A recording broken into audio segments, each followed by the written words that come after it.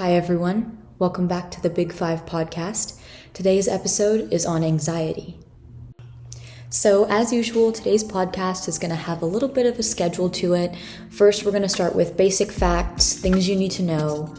Then we're going to move into statistics, real research backed by evidence, doctors, scientists. Then we're going to go into our student speaker section where a real student is going to share their experience with mental health. Then we're going to go into our global charity, which is going to show a charity that's working to improve the lives of people with this condition and how you can get involved with them. Then we're going to go to my personal favorite part, Celebrity Spotlight, which is going to show the portrayal of this mental health challenge in the media, people who you may not know have the mental health challenge and what they say about it. Finally, we're going to go to our therapist corner where a specialist on this mental health challenge is going to tell all, give you everything they know, tips on how to deal with it if you think you might have it, etc. And that's it. So let's get into it.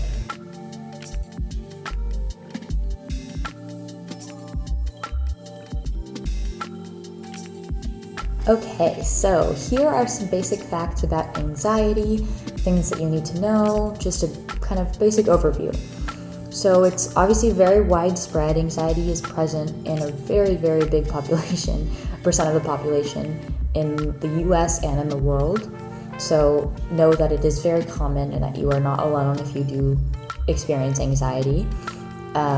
It can show up as early as childhood, but is most common in teenagers and adults. The symptoms can obviously vary very widely, but the most common ones are excessive stress, worrying, rumination, to the point of panic, kind of panic attacks, overwhelmed kind of pressure, and a physical response. And those can show up in panic attacks, which you've probably heard of.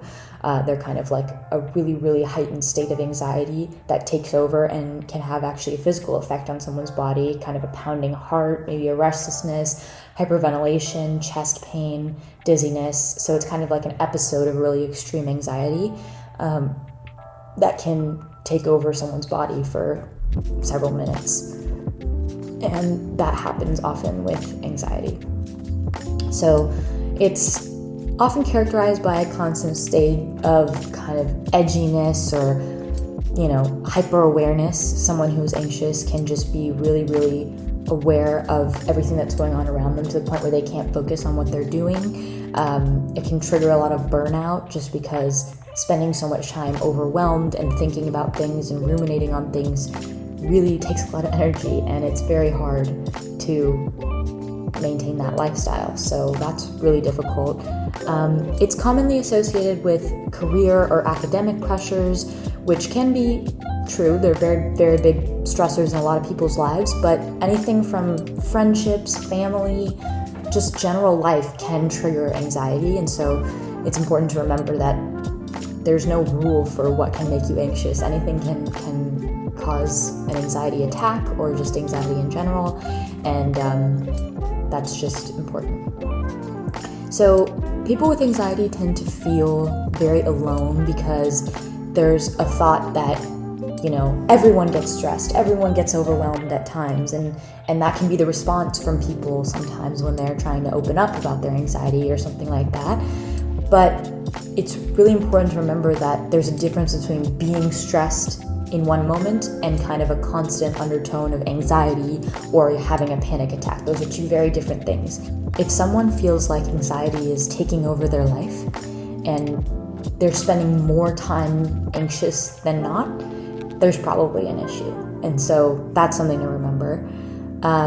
More people have anxiety than you might think, and it's time to reduce the societal normality around being stressed and being overwhelmed. It's not normal. It's normal to have a fear or stress when something big is happening or something like that, but it's not normal to constantly feel on edge or jittery or like something's going to go wrong or, hyperventilation or pounding heart, having regular panic attacks. None of that should be happening. And so reconsider, if you've been told that your anxiety or what you feel is anxiety is just stress, reconsider, because it really can be a chronic thing. And That's what we're going to talk about today.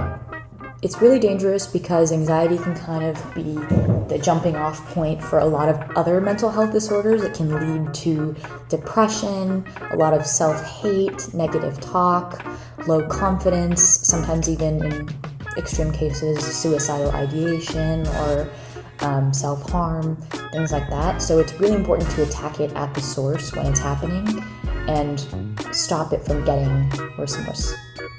It obviously is very hard to manage school and work and home life as someone with anxiety, but there are things that you can do to reduce your stress level and to get help for anxiety. Obviously, talk therapy, group therapy, positive thinking, affirmations, things like that can be really helpful. But in more extreme cases, sometimes medicine is necessary. And of course, I always have to say that, with medicine, you have to consult a mental health professional before you do anything and know what's right for you.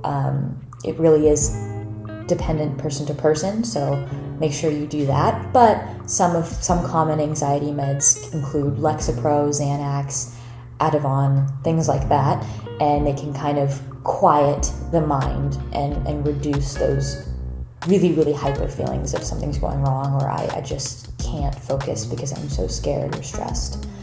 And then school plans or 504 IEP plans can be really helpful for students and teens especially, because dealing with anxiety in school is really hard. School in itself is a very anxiety-inducing thing. And with expectations these days of kids and just things going on in the world right now, it's really important that we reduce the amount of stress and anxiety associated with school so that we can do our best in school and achieve what we want to achieve and do things like that. And so a 504 IEP plan, I've talked about this before, but it's kind of like a tailored mental health plan specifically for you that can offer you extra time, breaks, a separate workspace, maybe a fidget toy, something to keep with you that can really, really help symptoms of anxiety if they present themselves in school and kind of make you feel less behind and keep up to date with your assignments and your tasks for school. So I really recommend that if that's something that you think you might have. Talk to a counselor or a teacher or anyone in school and they can get you set up with it. So it really works for anything, but I really do like 504 plans and I think they're great. So that's all we have for basic facts about anxiety. Now we're going to go into, as always, our statistics section, where you're going to see real data, facts, demographics, things showing the percentages of anxiety and prevalent anxiety in teenagers, things like that. And it's really important for you to use this data just as a way to know that you're not alone and that it really does affect a lot of people. And though they may not talk about it, which we're trying to change with things like this podcast, but though they may not talk about it, a lot of people struggle with anxiety, so you do not need to feel alone or different or anything like that. It really is common, and so let's get into that.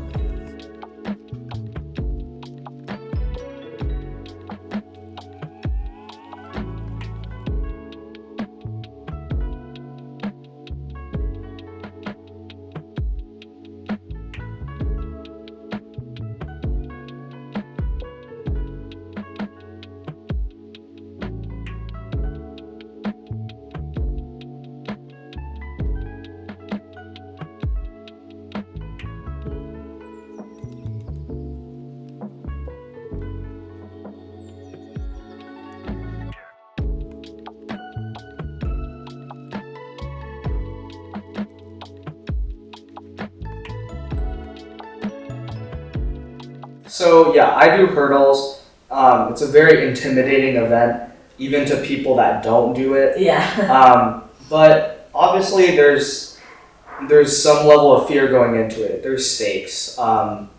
Obviously there's the repercussions of hitting a hurdle.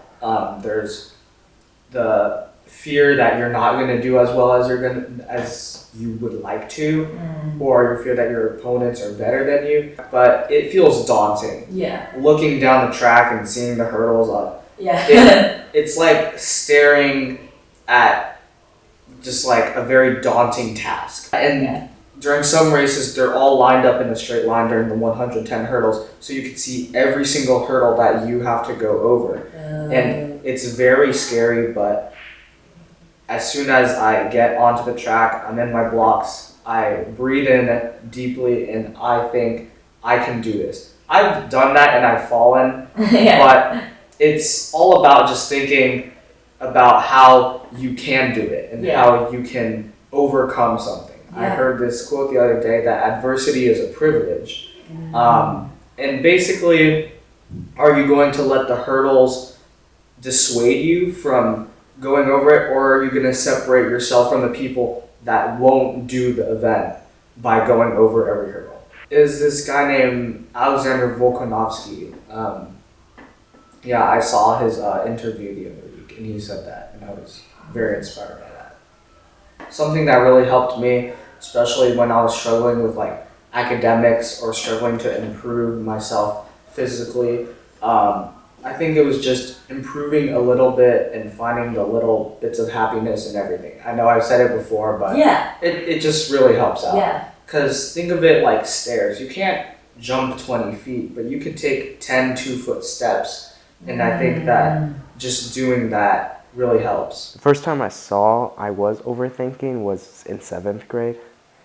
And at first I started thinking, oh, everyone's going through this. It's middle school. Everyone has an awkward phase. But then I entered high school and it started getting worse. Not only with relationships, but with friendships and with school and with everyday things. I would overthink every single tiny little situation. And it would lead to just me having an anxiety attack, right? Not being able to talk to anybody because I don't want it to be a burden and just be alone. And that led to problems socially, right? Being from someone who says hi to people around school to someone who just hangs out by themselves in a corner, right? That when I started noticing it started getting bad. And after talking to a few friends, I decided to go talk to someone, and I got that help when I needed it. But even this year or recently, there's been times where overthinking is getting to the point where it's crippling. I know other people say like it feels like a heart attack.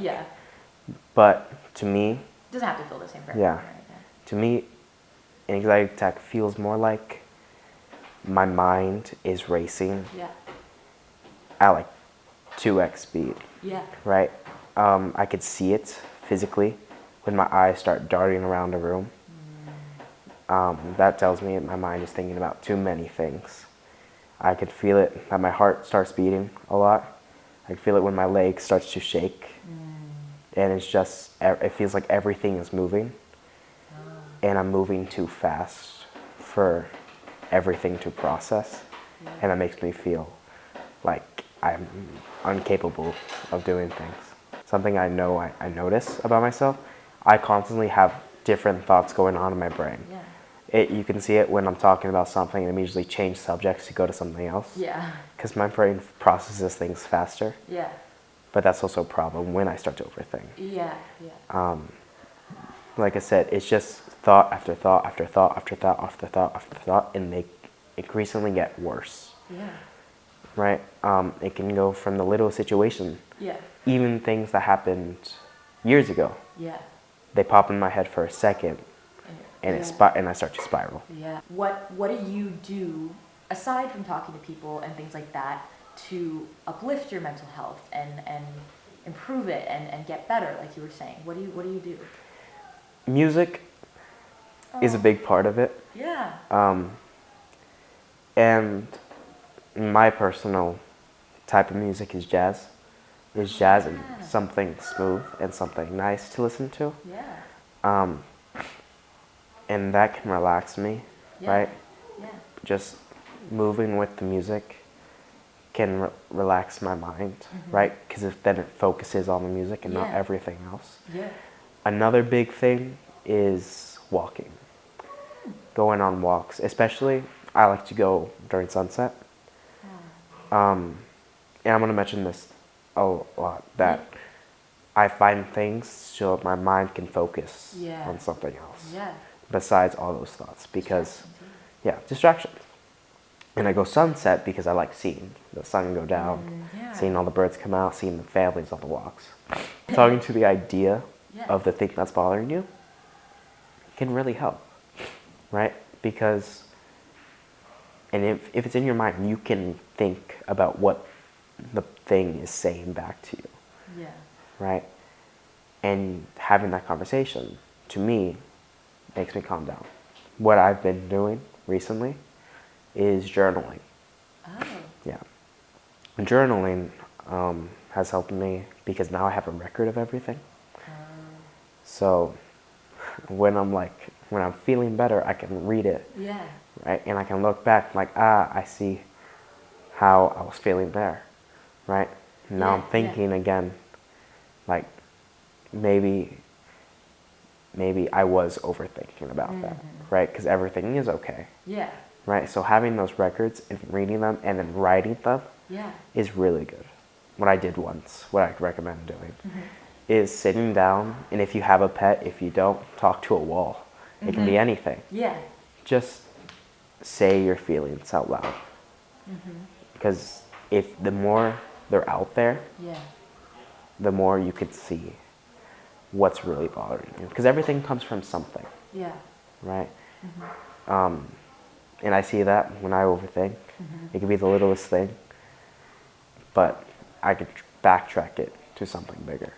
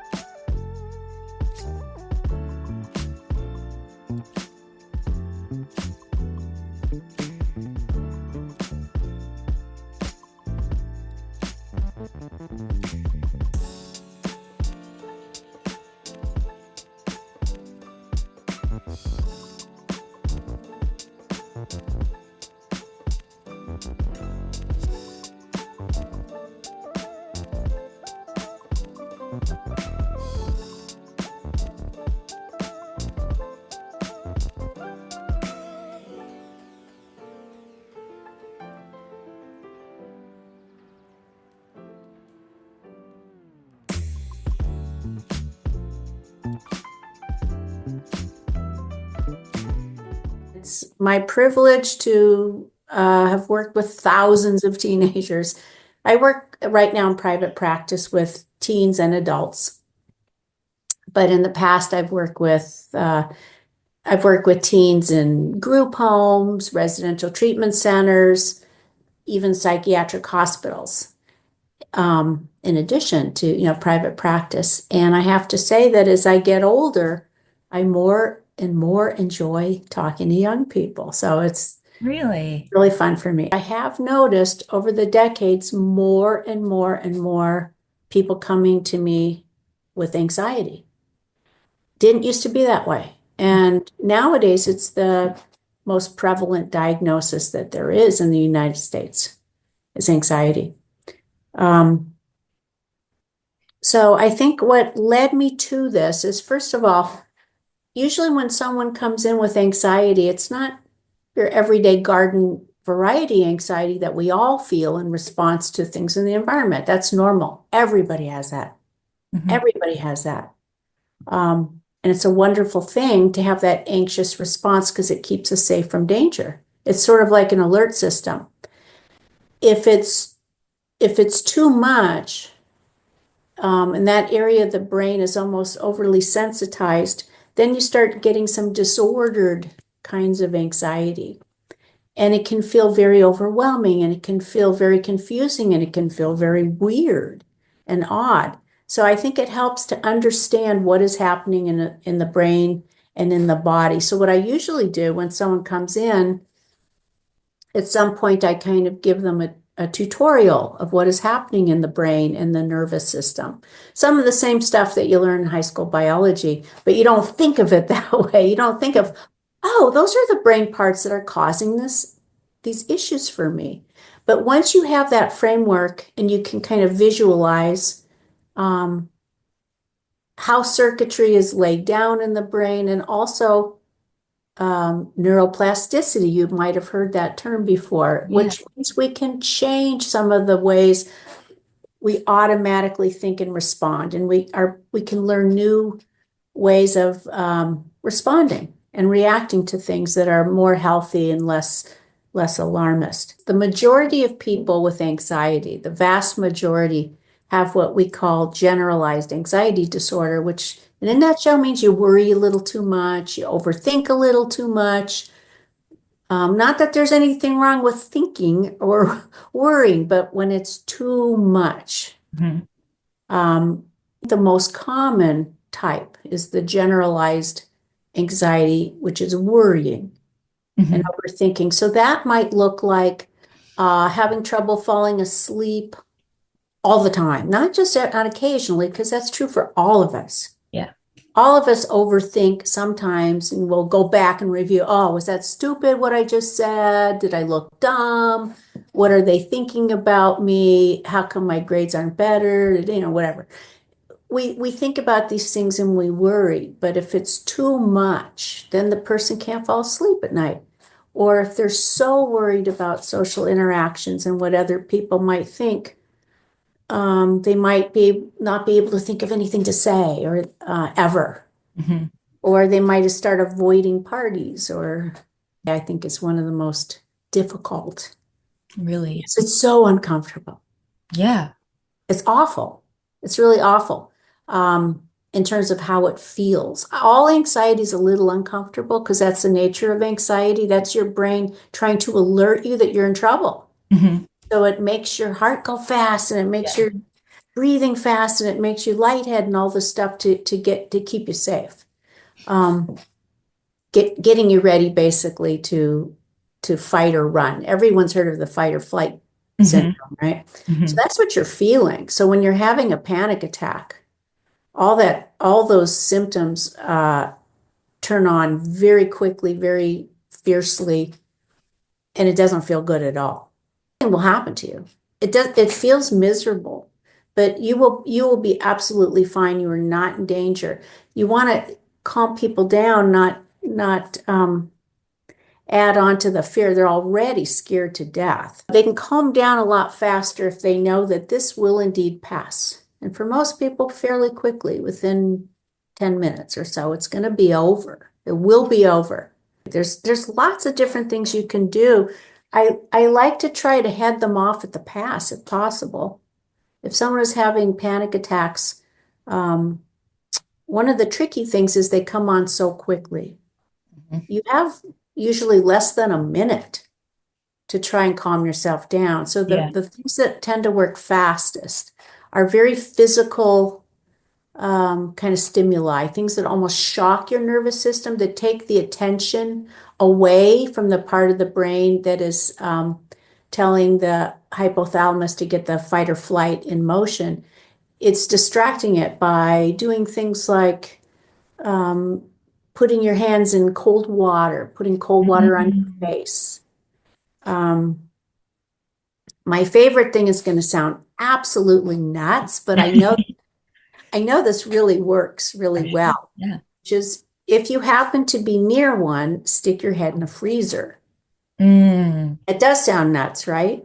Well, yeah. I mean, I've heard that one actually, but I'm sure. Okay. So I thought I made that up like about 10 years ago, but now I've heard about it since. Yeah. But it does work because when you do that, you become you distract yourself with the sensation. The physical sensation is strong. You can feel the cold air on your face. You can feel it going in through your nose and down your throat.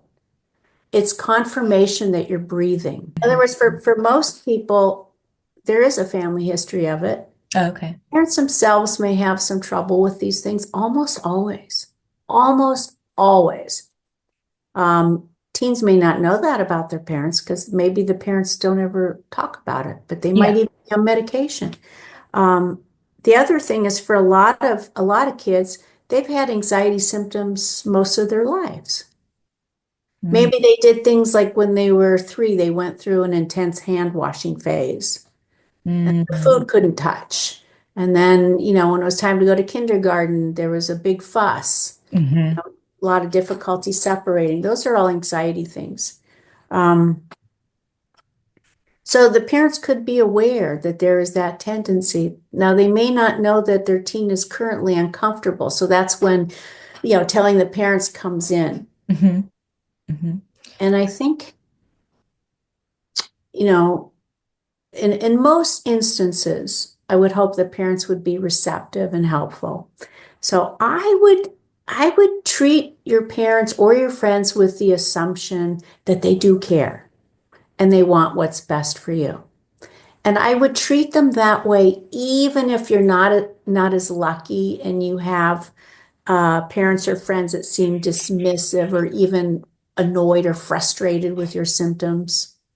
I am the firm belief that it's not, and I'm sure you are too. But how do you convince someone that they are not a burden for wanting to get the mental help that they need? Ah, I've seen a lot of that too. Yeah. Yes, I have.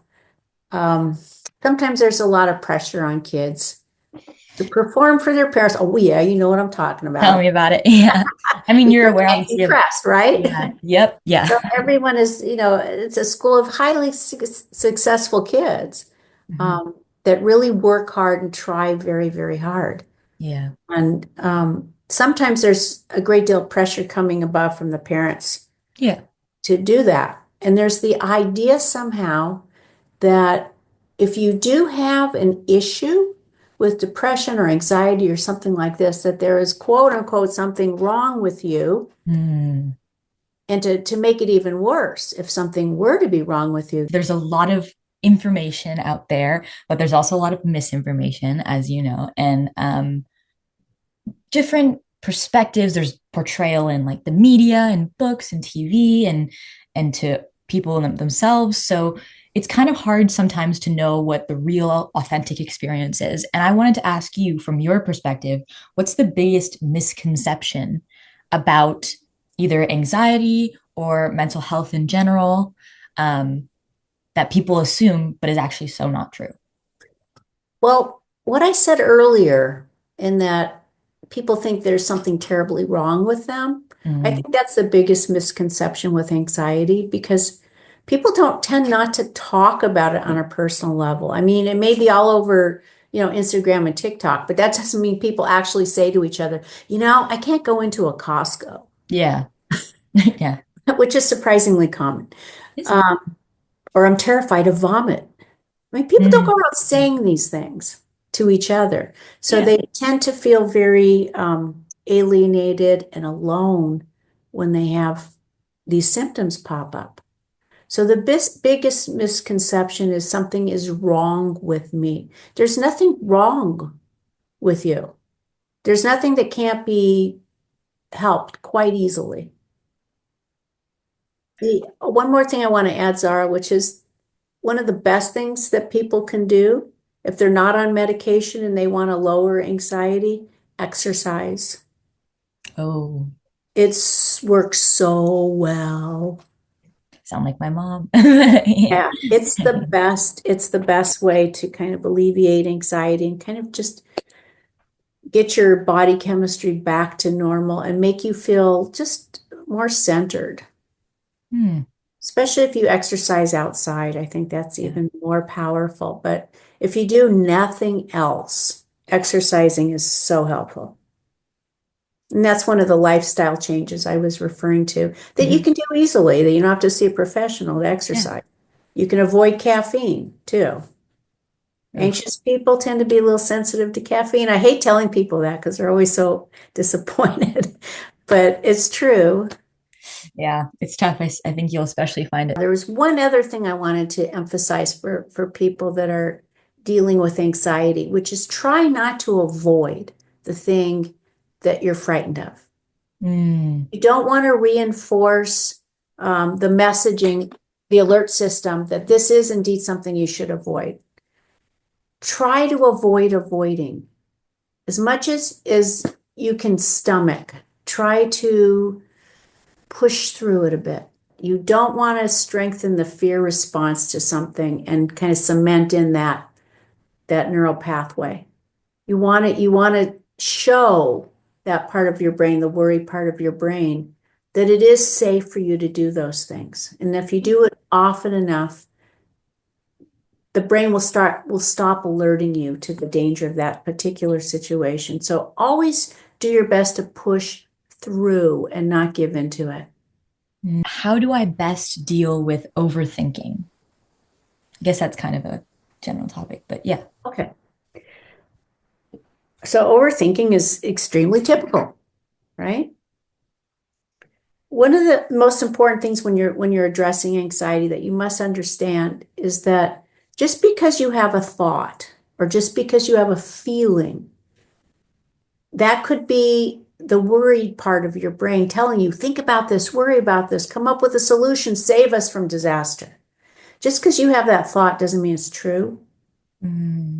I don't know what you might be over worried about. Let's say, school can be a big thing and friends and yeah, how you appear socially to other people. Mm-hmm. Let's say a normal amount of worrying. It's like you spend 15 minutes and then you kind of go on and do something else. Let's say if you can't, let's say that you keep worrying and you worry so much you can't do your homework and you keep reviewing what you said like 30 times to try and guess how the other person felt about how you looked or sounded. And so now we're crossing over into over worry and overthinking, right? You already thought the thought. Mm-hmm. You should be done. Yeah. You're not. You keep revisiting it. Mm-hmm. Okay, so the important thing is to recognize that this is now not a helpful coping mechanism. Your brain means well. It's just trying to keep you from the danger of messing up socially or failing in your classes, something like this. But it's making a mistake. The part of your brain that alerts you to danger is not a particularly smart part of the brain. It's not the logical part. That's why people are afraid of really weird things sometimes that don't make any sense at all. Yeah. That's why. Okay. So you need to recognize that this is sort of unhelpful thinking and that it is okay. This sounds so simplistic, but you have to learn to practice the art of dismissing that thought, of telling yourself, it's okay for me to not think about that anymore. It's okay for me to stop. I'm going to choose to try and stop rather than just roll with it and get myself in a frenzy of worry over it. I'm going to stop it right there. And I'm going to say, you know what? I heard the thought, I heard the warning. Okay. And now I'm going to imagine there's a giant remote control in my hand and I'm going to change the channel. I'm going to do something else. I'm going to go out and exercise. I'm going to go listen to some music. I'm going to distract myself for something else. I'm not going to think about that anymore. Yeah. That's easier said than done. It takes some practice. Not to just roll with the thought or the command to keep thinking about it. People often are surprised to learn that you can go against that. In fact, you must learn to challenge it if you want to feel better. I see. You have power over that part in your brain, not the other way around, right? Right. But someone was asking, how far do you think someone should attempt to help themselves with their own issues before they seek professional help? And I think you kind of touched on this earlier. You said sooner rather than later is always better, right? Yeah, especially with anxiety, because if left untreated, the bad news, it often gets worse. Good news, super treatable. Super treatable. Yeah, yeah. But there's no glory in doing this yourself. It's not like you get a prize in heaven or you get a special award for doing this on your own. They always think they're the only one that's having these weird thoughts. For sure. And they're not. They're not at all. At some point in your life, I'd say 1/3 of all people are going to have a struggle with anxiety. Wow. Third. That's a lot. It's very common. We just don't know because nobody talks about it. So don't worry that you're weird. Don't worry that something's wrong with you. There's nothing the matter with you. You need to tweak what's happening, either through, anxiety medication or simply changing some of your life habits. Thank you so much for watching this episode of the Big Five Mental Health Podcast. As always, there will be links for everything that we use to make this and research links, things that you can do to get involved, all linked at the bottom of the podcast. So hopefully you'll make use of those. And I just want to thank you so much for being here, because ending the stigma and educating is really a two-way street. So whether you're someone who thinks you might have a mental health challenge or are the friend or loved one of someone who does, it's really important that you're here, and it was a great first step to take. So I hope you learned something. Thank you so much, and I'll see you next time.